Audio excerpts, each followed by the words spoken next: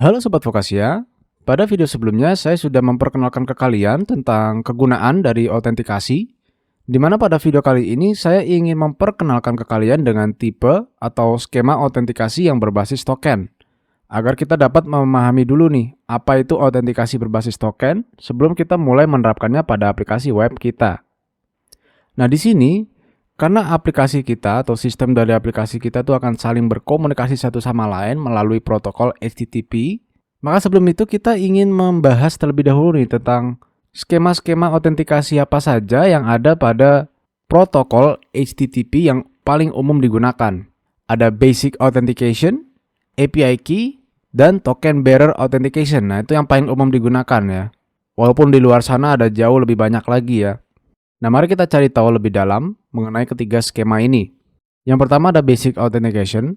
Dia itu merupakan skema yang paling sederhana dalam menerapkan autentikasi di HTTP, karena kita cukup memberikan identitas basic, misal contohnya seperti ini formatnya, yang dilanjut dengan nilai kredensial di sini yang sudah di-encode dengan menggunakan misal base 64 string ya, metode encodingnya pada header authorization request HTTP, untuk membuktikan bahwa kita adalah pengguna yang otentik. Di mana nantinya pada penerapan dunia nyata tuh dia akan tampil seperti ini ya. Jadi authorization basic lalu dilanjut dengan data-data kredensial yang sudah di-encode menggunakan metode base 64 string seperti ini. Nah, selanjutnya mungkin kalian akan bertanya-tanya nih, mengapa ketika melakukan proses authentication kita tuh malah menggunakan header authorization yang disediakan pada header HTTP. Karena menurut dokumentasi MDN di sini, header authorization ini memang digunakan untuk menampung nilai otentik pengguna yang terautentikasi, sehingga memperbolehkan pengguna tersebut untuk mengakses ke sebuah resource yang diamankan.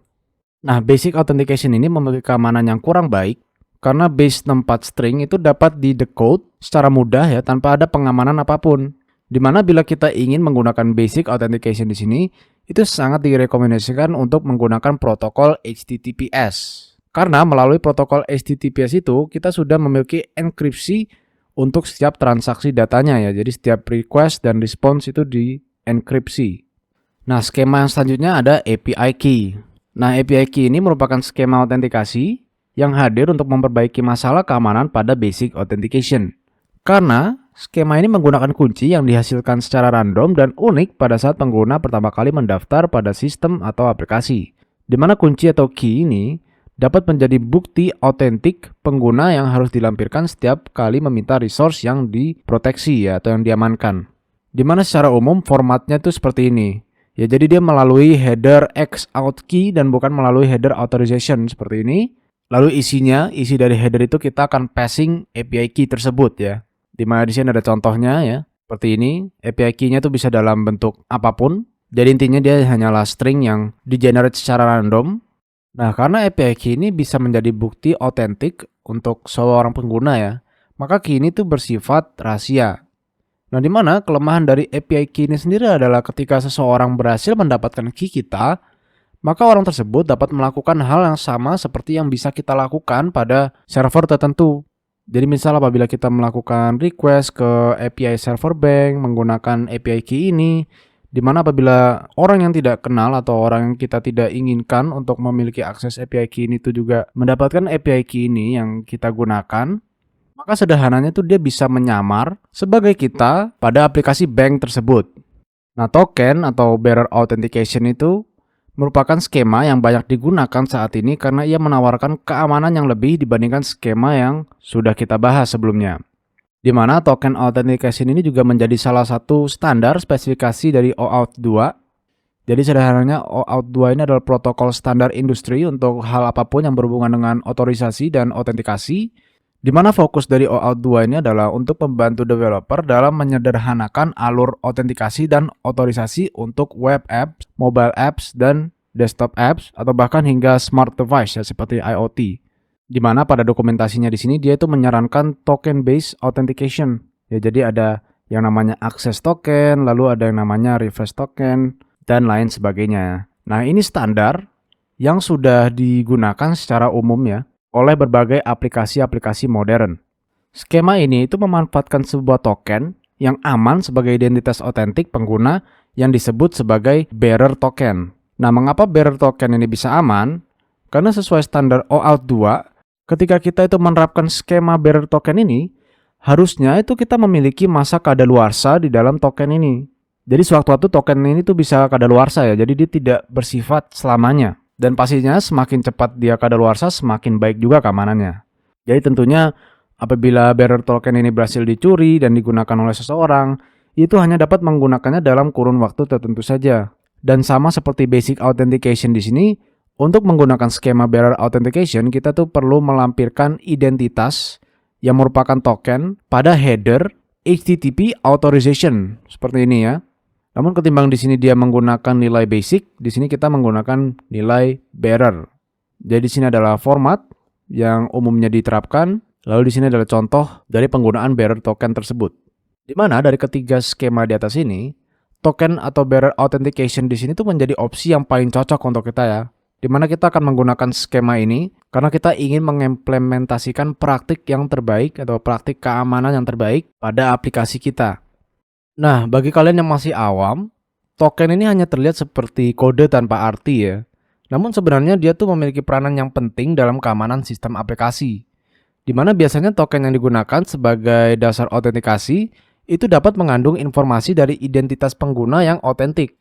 Jadi token based authentication ini bekerja dengan memastikan setiap permintaan ke resource yang terproteksi atau diamankan itu dilakukan dengan melampirkan bearer token pada header authorization ya. Kemudian server atau misal contohnya di sini backend kita akan memvalidasi keaslian token dan merespons dengan resource yang diminta bila validasinya itu berhasil. Nah, JSON Web Token adalah format token yang paling banyak digunakan pada skema autentikasi berbasis token, di mana JWT itu juga menjadi standar yang paling umum digunakan sebagai format dalam transaksi data JSON secara aman dalam bentuk token. Oleh karena itu, untuk format tokennya kita akan menggunakan JSON Web Token atau bisa disingkat JWT di sini ya. Lantas apa sih itu yang mendorong kita untuk memilih skema autentikasi berbasis token ini menggunakan JWT? Di mana selain masalah keamanan data, berikut adalah manfaat-manfaat lainnya yang bisa kita dapatkan. Di mana yang pertama itu server menjadi stateless atau tidak menyimpan state. Nah, karena seluruh state atau informasi mengenai authentication atau autentikasi itu berada di dalam token. Di mana hal ini membuat server menjadi stateless karena kita tuh tidak perlu menyimpan session di dalam sebuah server. Di mana yang pastinya manfaat itu juga sejalan dengan penerapan gaya RESTful API untuk server backend kita. Di mana untuk salah satu prinsip utamanya di sini dari REST adalah dia itu bersifat stateless juga ya. Sehingga permintaan atau request-request yang datang ke dalam server itu tuh bisa dibilang terisolasi dan tidak menyimpan state autentikasi dari suatu user. Nah, manfaat selanjutnya, dia itu dapat digunakan di mana saja. Karena server itu menjadi stateless, autentikasi itu dapat digunakan di banyak server selama dia itu memiliki sistem token yang sama. Yang pastinya skema autentikasi berbasis token ini tuh akan sangat cocok digunakan pada arsitektur microservice.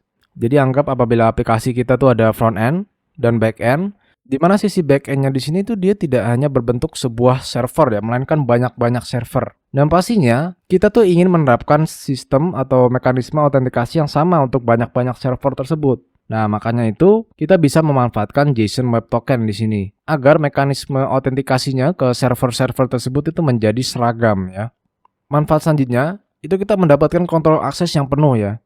Jadi JWT token itu memiliki payload atau data yang dapat kita manfaatkan untuk menulis data sesuai kebutuhan kita. Di mana datanya itu sendiri itu akan sangat mudah dikelola karena dia itu berbentuk objek JSON ya. Jadi apabila kita ingin menyisipkan data nama user ke dalam token JWT di sini, nah itu diperbolehkan ya. Karena kan memang kita tuh mendapatkan kontrol penuh terhadap data-data apa saja yang masuk ke dalam token JWT ini. Nah, jika kalian penasaran seperti apa sih itu bentuk token JWT? Nah, bentuknya tuh seperti ini ya. Di mana token JWT itu memiliki 3 bagian, yaitu header yang berwarna merah di sini, payload yang berwarna ungu, dan signature-nya yang berwarna biru di sini. Nah, 3 bagian tersebut itu umumnya dikenal dengan nama artifact, di mana masing-masing bagian dari artifact ini dipisah menggunakan tanda titik.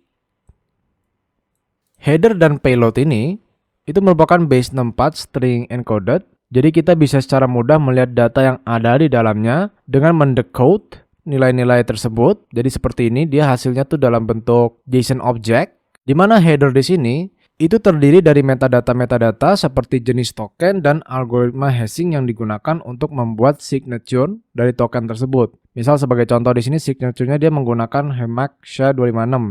Nah, di sini juga dia HEMAX SHA-256 atau HS256 di sini ya. Jadi dia berisikan metadata terkait informasi-informasi tambahan mengenai token ini. Kemudian payload atau claims di sini tuh mengandung informasi atau data utama dari token tersebut.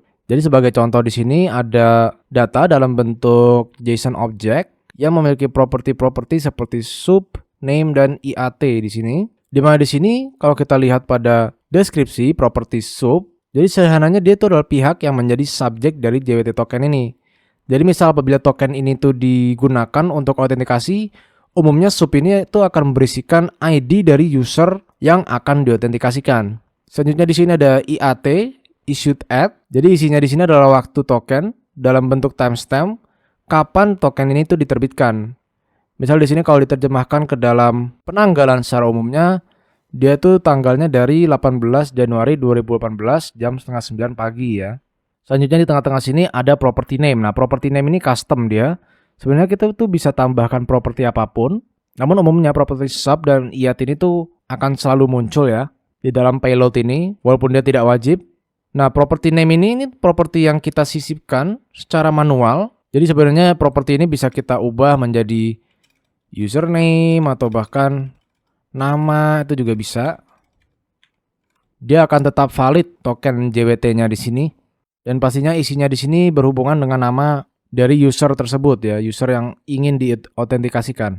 Nah, yang terakhir ada bagian signature. Nah, signature ini merupakan bagian token JWT yang membuat token kita tuh menjadi aman. Nah, aman itu dalam arti bukan menyembunyikan data yang ada di token ya, karena apabila seseorang itu dapat mengakses token ini, maka dia tuh bisa langsung membaca data-datanya menggunakan website jwt.io di sini ya. Akan tetapi, aman itu dalam arti untuk mencegah terjadinya manipulasi header dan payload JWT. Nah, ini karena signature itu dibuat dengan rumus header plus payload plus kunci rahasia yang dibalut dengan algoritma hashing seperti ini. Yang mana pada bagian signature inilah keaslian dari token ini tuh dapat divalidasi oleh server. Nah, supaya kalian mendapatkan gambaran, mungkin sebaiknya kalian bisa coba sendiri untuk memverifikasi token JWT pada website ini, jwt.io. Nah, ketika kita ingin menerapkan autentikasi berbasis token, kita tuh harus mengikuti standar yang diberikan oleh OAuth 2 guna mencapai keamanan yang baik. Sesuai standar OAuth 2, untuk meminta resource yang diproteksi, kita tuh harus melampirkan token sebagai header authorization. Nah, token itu akan disebut sebagai access token, di mana access token itu merupakan JWT token yang digunakan untuk mengakses resource yang diamankan, di mana dia tuh harus memiliki masa kadaluarsa.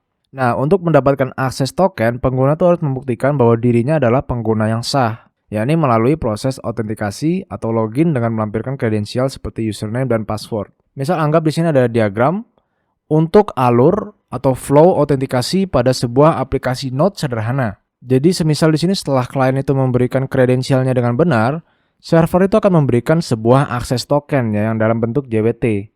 Nah, akses token haruslah klien yang simpan, karena untuk meminta resource yang diamankan, misal seperti resource node dari klien ini, akses token itu akan tetap terus dilampirkan sebagai bukti otentik pengguna atau klien yang sah pada server atau aplikasi ini.